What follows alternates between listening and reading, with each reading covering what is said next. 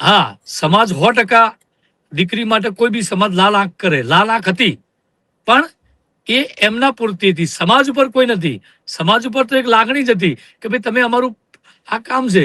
અને ચૌધરી સમાજ અને રબારી સમાજ ક્યાંક ના ક્યાંક અમે ક્યાંક ના ક્યાંક માસ્ય હગૌ તરીકે પહેલાથી વર્ષોથી અમારા બાપ દાદા કહેતા આવતા હોય છે.